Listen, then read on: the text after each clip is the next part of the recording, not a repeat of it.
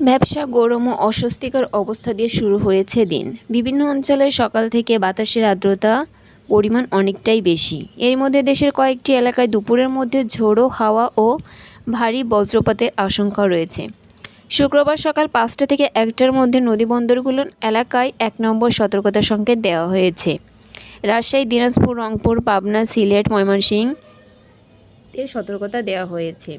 উত্তর ও পশ্চিম দিক থেকে ঝোড়ো হাওয়া বইতে পারে, যার গতিবেগ ৬০ থেকে ৮০ কিলোমিটার, এবং দুপুরে বৃষ্টির পথ আর্দ্রতা কিছুটা কমতে পারে। এরকম আপডেট পেতে পাশে থাকবেন।